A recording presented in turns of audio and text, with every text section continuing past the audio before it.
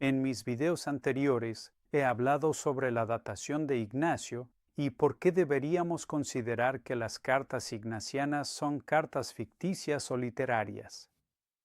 Hoy en día, los estudiosos suelen asumir que las cartas ignacianas de la Recensión Media son la versión auténtica de las cartas de Ignacio. Estas son las cartas que se publican en casi todas las ediciones modernas.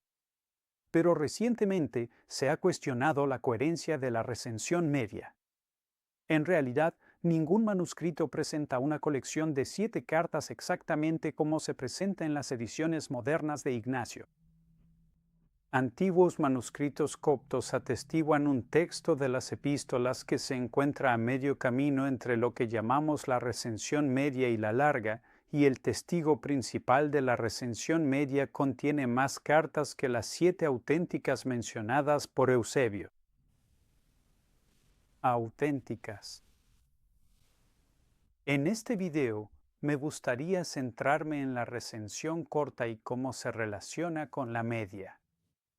Dos académicos, Marcus Vincent y su alumno Jack Bull, han resucitado la antigua tesis de William Cureton que la colección de 3 cartas, también conocida como la recensión corta de Ignacio, es, de hecho, anterior a la recensión media.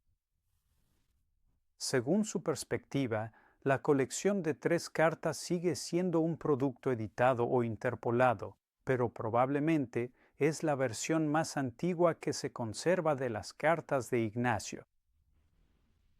En este video voy a explorar por qué esta hipótesis es creíble. Porque la recensión corta sigue siendo ficticia y porque las adiciones editoriales hechas a la recensión corta indican que la recensión media es, en efecto, posterior.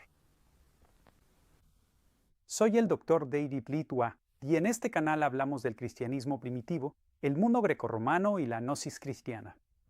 Si apoyan el contenido gratuito y generado completamente por seres humanos, suscríbanse al canal, échenle un ojo a mi Patreon, donde encontrarán mi reseña de la obra de Jack Bull. Únanse también a la Academia Gnosis, donde encontrarán cursos actualizados en estudios gnósticos, herméticos y el Nuevo Testamento. Si buscan resúmenes de las investigaciones más recientes y destacadas, pueden registrarse gratis en mi sitio web, el Archivo Gnóstico. Publico ahí 3 veces por semana. Todos los enlaces están en la descripción.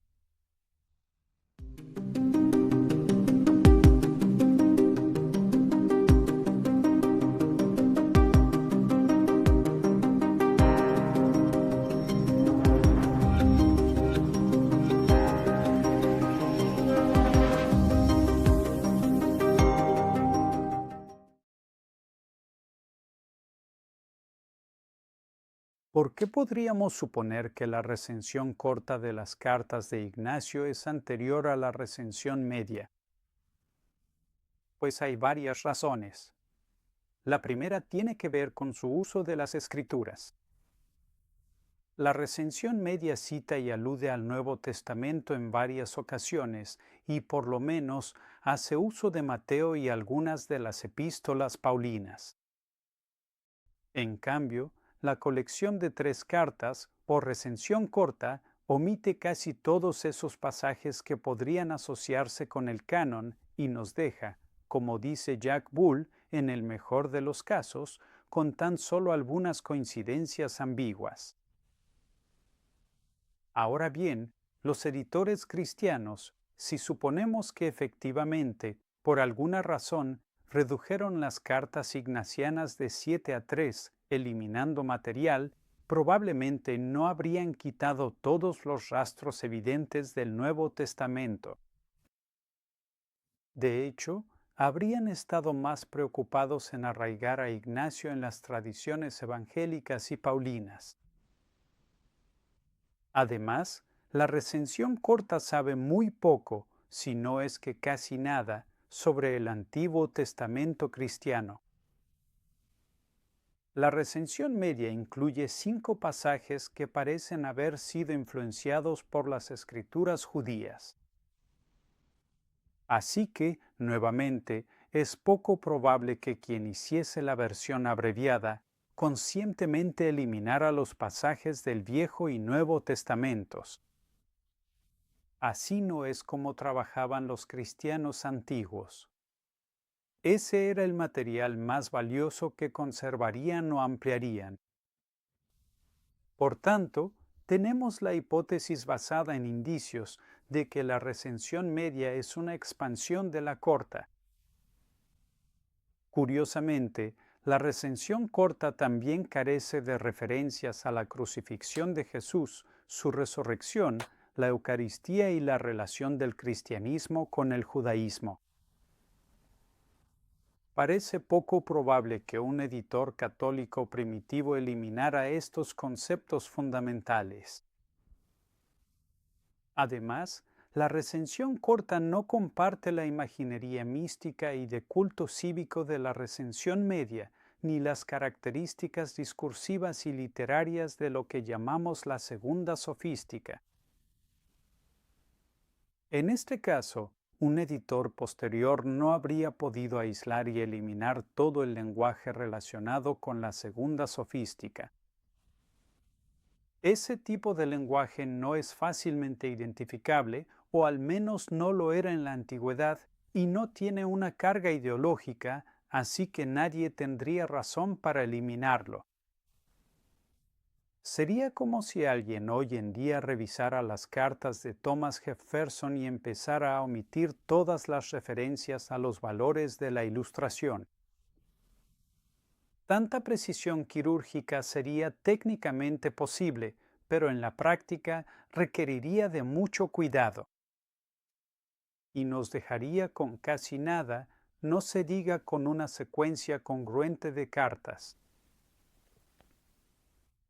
Permítanme pasar ahora al segundo tema, que se relaciona con mi video anterior sobre el carácter ficticio de las cartas ignacianas. Si asumimos la prioridad cronológica de la recensión corta, me gustaría poner a prueba la idea de si el Ignacio de esta versión es verdaderamente menos ficticio que el bien conocido Ignacio de la recensión media. La recensión corta de Romanos es suficientemente breve como para citarla aquí en su totalidad. Citaré la versión de accesos público de la traducción de los padres antenicenos. Pero para ustedes que viven en el siglo XXI, voy a actualizar un poco el lenguaje arcaizante. Ignacio, llamado también Teóforo, a la Iglesia que ha recibido gracia. Por la grandeza del Padre Altísimo, a ella, que preside en el lugar de la región de los romanos, que es digna de Dios y digna de vida, de felicidad, de alabanza y de memoria, y que es digna de prosperidad, que preside en el amor y está perfeccionada en la ley de Cristo. Recibid un saludo irreprochable. Desde antiguo he orado a Dios para ser tenido por digno de contemplar vuestros rostros, que son dignos de Dios. Ahora, pues, estando encadenado en Jesucristo, espero encontraros y saludaros, si es voluntad de Dios que sea tenido por digno hasta el final. Porque el comienzo está bien dispuesto, si soy tenido por digno de alcanzar el fin, para recibir mi porción, sin impedimento mediante el sufrimiento. Temo, en efecto, vuestro amor no sea que me perjudique. En cuanto a vosotros, ciertamente a vosotros os es fácil hacer lo que queráis, pero a mí me es difícil ser tenido por digno de Dios, si es que vosotros me perdonáis. No habrá para mí otra ocasión como esta, que yo sea tenido por digno de Dios. Y vosotros nunca, si guardáis silencio, participaréis en una obra mejor que esta. Si me dejáis solo, seré palabra de Dios. Pero si amáis mi carne, seré solo una voz para mí mismo. No podéis concederme nada más precioso que el que yo sea ofrecido en sacrificio a Dios, mientras el altar está preparado para que, en concordia de amor, alabéis al Padre por medio de Jesucristo nuestro Señor, porque ha juzgado digno a un obispo, de pertenecer a Dios, llamándolo de oriente a occidente. Es bueno para mí partir del mundo hacia Dios, para resucitar en él a la vida. Nunca habéis envidiado a nadie, habéis enseñado a otros. Solo os pido que se me conceda fortaleza, por dentro y por fuera, para que no solo hable, sino que también quiera, y que no solo sea llamado cristiano, sino que realmente lo sea. Porque si lo soy de verdad, entonces podré también ser llamado cristiano. Y seré fiel cuando ya no sea visible en el mundo, porque nada de lo visible es bueno. Esto no es cuestión de persuasión, el cristianismo es grande cuando el mundo lo odia. Escribo a todas las iglesias y declaro a todos que muero voluntariamente por Dios, si es que vosotros no me lo impedís. Os ruego que no os conmováis hacia mí con un amor que sea inoportuno.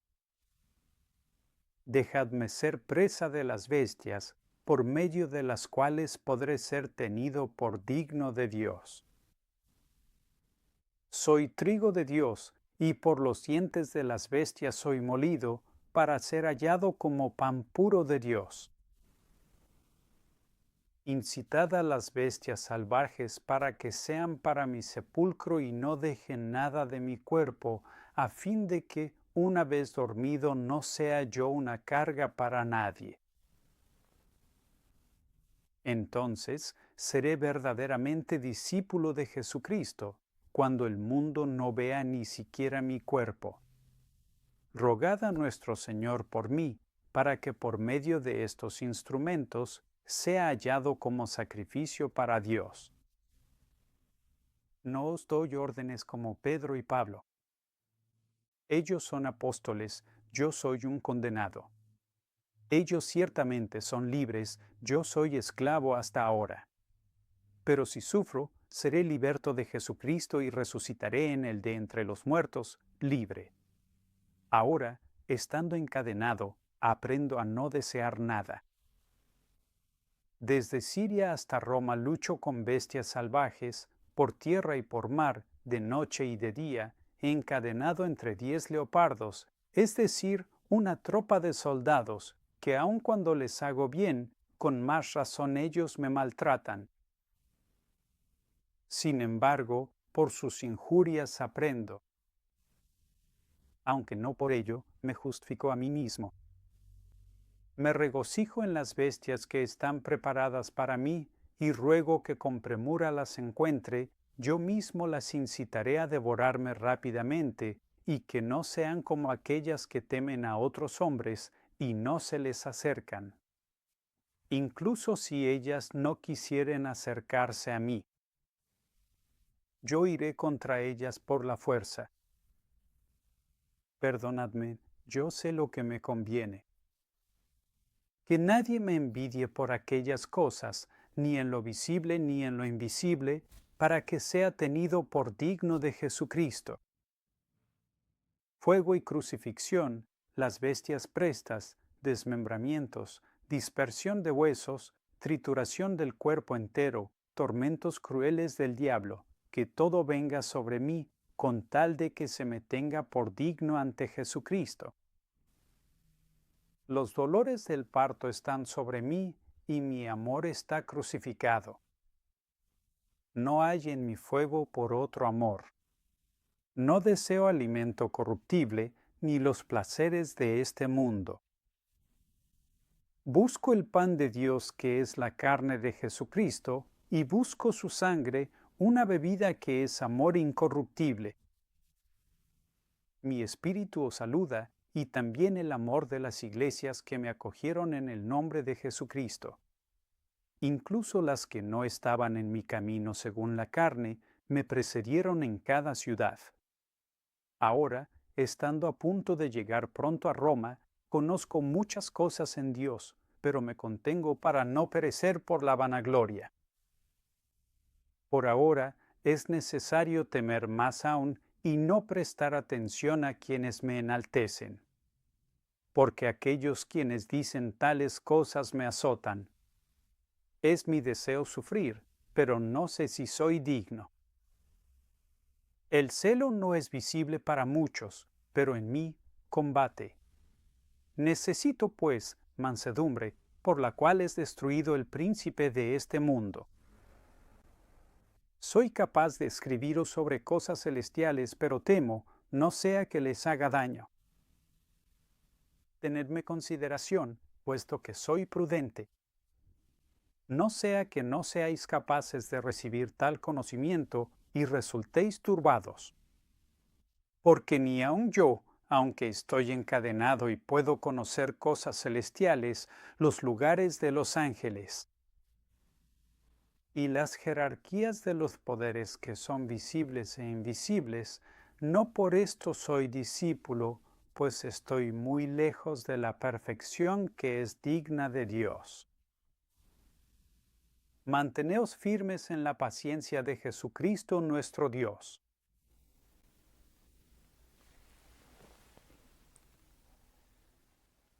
Aquí tenemos una carta mucho más corta que la recensión media para los romanos, pero igual de profunda. ¿Es menos ficticia? Después de todo, aún vemos a la Iglesia romana presidiendo en el lugar de la región de los romanos. Si se refiere al imperio, esto es imposible. Si solo significa Italia, es poco creíble. Roma no presidía sobre áreas tan grandes a principios del siglo II. El Ignacio de la Recensión Corta todavía prevé que desaparecerá por completo. Es decir, el consumo total de su cuerpo por animales salvajes, quienes serán su única tumba. Esto explica por qué, al menos en el siglo II, no tiene una tumba construida por humanos. Su predicción explica esta ausencia.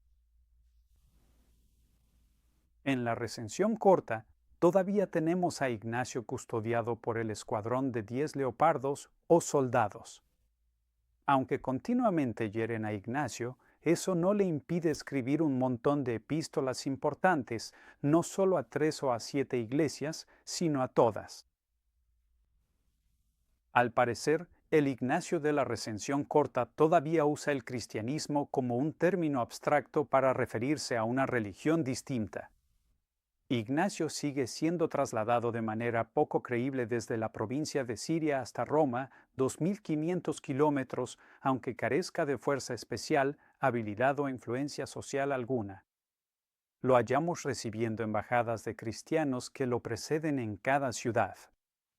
Así, aunque no se mencionan nombres específicos, tenemos la imagen de Ignacio recibiendo a estas delegaciones al estilo de un magistrado. En resumen, casi todo lo que destaqué como ficción plausible en la recensión media en mi video anterior también existe en la recensión corta.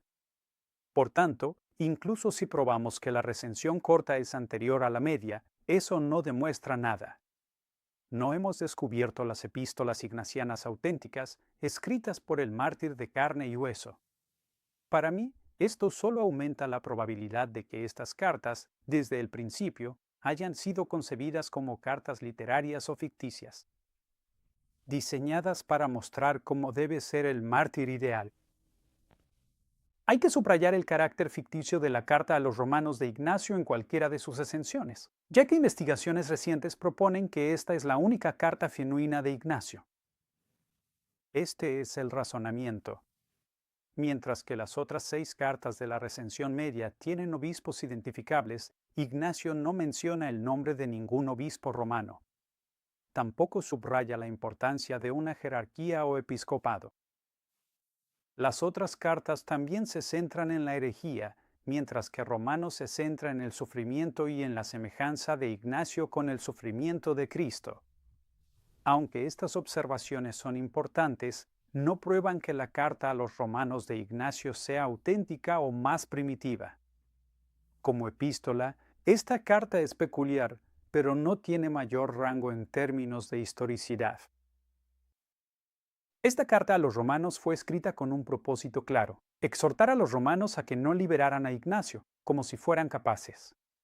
Ignacio nunca había estado en Roma, así que no es de sorprender que no hable de herejías locales.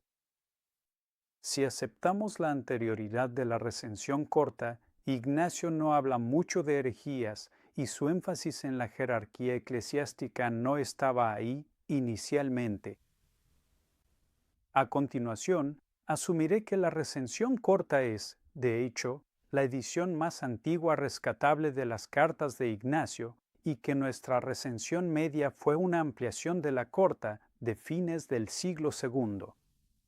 Prestaré atención a esas ampliaciones para entender las tendencias editoriales del editor posterior. Y cuando me refiera a estos cambios o ampliaciones, me refiero por supuesto a la recensión media, y Romanos y Efesios se refieren a las cartas de Ignacio. Cuando me refiera a Romanos y Efesios canónicos, usaré la palabra canónico para que no haya confusión. ¿Qué observamos cuando comparamos, lado a lado, las recensiones corta y media de Ignacio? En la recensión media, las cartas ignacianas son más parecidas a una novela epistolar. Es decir, se cuenta más del trasfondo de Ignacio para que el lector pueda seguir su aventura. Por ejemplo, el editor añade a cada carta la ubicación desde donde fue escrita para que se pueda seguir el viaje de Ignacio. Parece no tener otro propósito. En la recensión corta, no sabemos dónde se encuentra Ignacio cuando escribe las cartas. Pero en la recensión media, sabemos que escribió exactamente 4 cartas desde Esmirna y 3 cartas desde Troas, en el norte. En la última carta que escribe a Policarpo, Ignacio comparte un poco de su itinerario futuro.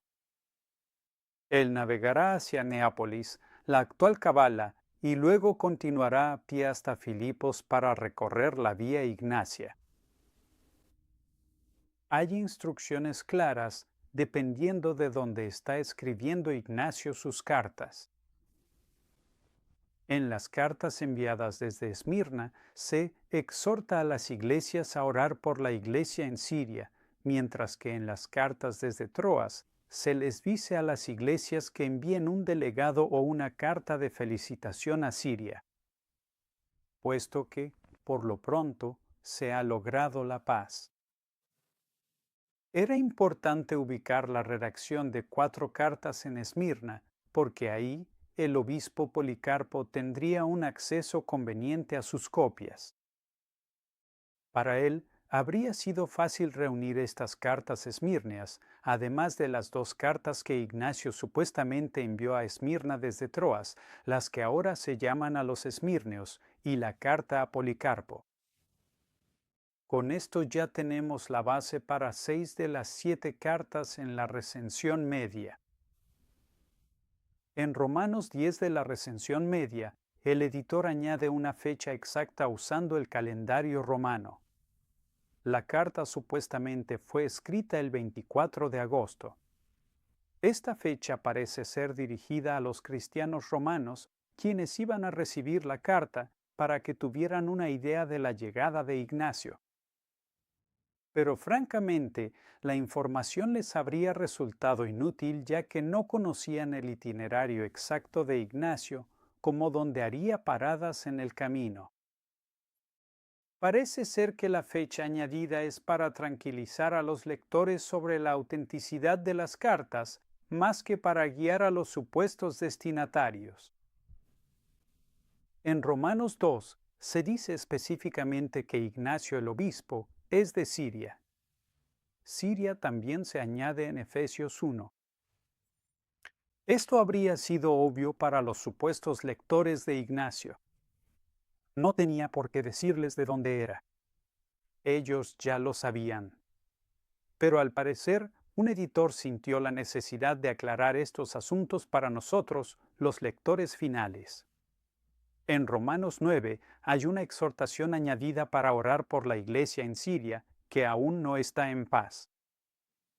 Ignacio también exhorta a los efesios a orar por Siria. Él informa sobre algo que habría sido demasiado obvio para ellos, que está siendo llevado como prisionero de Siria a Roma. En la carta a Policarpo, escrita desde Troas, nos enteramos que la iglesia de Antioquía en Siria está en paz. La recensión corta añade un saludo al embajador de Esmirna, quien irá a felicitar a la iglesia de Antioquía. En la recensión media, Ignacio hace que Policarpo reúna un concilio y elige a este embajador de una manera más formal. Se hace énfasis en un gobierno de la iglesia adecuado, bajo el control del obispo. En la recensión media, se hace un énfasis mayor en obedecer a los obispos y al presbiterio, también conocido como el Consejo de Ancianos. Esto lo encontramos en Efesios 2. Se agrega una justificación a la obediencia, ya que supuestamente los obispos comparten la misma intención o pensamientos que Jesucristo. Los efesios y el presbiterio son un modelo a seguir, porque están en sintonía con las intenciones del obispo, como las cuerdas de un arpa. La recensión media también amplía la versión corta, añadiendo declaraciones similares a un credo. Por ejemplo, se dice que Jesús es descendiente de David. Este es exactamente el tipo de adición que vemos en Romanos capítulo 1, versículo 3 del canon. En Efesios 7, Jesús es tanto de María como de Dios, lo cual es una forma más precisa de decir que realmente nació como ser humano. En Efesios 18, Jesús es concebido de María, de la simiente de David y del Espíritu Santo. Prácticamente la misma frase se repite una vez más en Efesios 20. Jesús es del linaje de David, según la carne. De nuevo, muy parecido a Romanos 1, versículo 3. Un credo algo más desarrollado aparece en Traianos, que Jesucristo, del linaje de David y de María, nació verdaderamente, comió y bebió, y fue verdaderamente perseguido en tiempos de Poncio Pilato, fue verdaderamente crucificado y murió, mientras los seres en el cielo, en la tierra y bajo la tierra contemplaban. También resucitó de entre los muertos.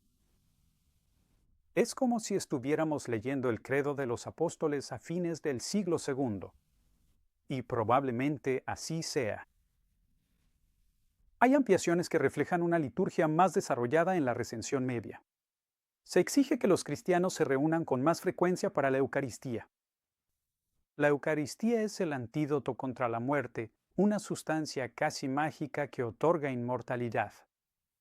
Se dice que los cristianos de Efeso llevan o portan a Dios junto con Cristo, templos y otros objetos sagrados, evidentemente en algún tipo de procesión, ya sea literal o metafórica.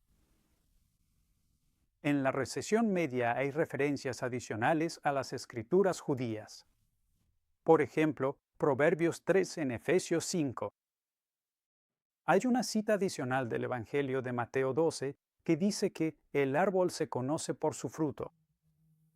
Y una alusión a 1 de Corintios 6 aparece en Efesios 16 con una alusión más clara a 1 de Corintios 1. Como mencioné antes, es muy poco probable que, si la recesión corta es un resumen, quien la resumió haya quitado las escrituras. Entonces, ¿qué podemos concluir de estos datos? Todo indica que la recesión corta es una versión más antigua de las cartas de Ignacio, anterior a las cartas que comúnmente se imprimen hoy en día. La recesión media conscientemente corrige la recensión corta porque de manera repetida y consistente subraya diversas temáticas, la obediencia a la jerarquía eclesial, referencias escriturísticas añadidas, una robusta narrativa epistolar, una liturgia más desarrollada, etc. En el próximo video veremos cómo las cartas ignacianas fueron nuevamente modificadas y ampliadas en una nueva edición del siglo IV, que ha llegado a conocerse como la Recensión Larga. Y en ese video me aseguraré de mostrar cómo las ediciones de la Recensión Larga siguen ampliándose. y para ilustrar el mismo tipo de ediciones que encontramos en las cartas canónicas de Pablo.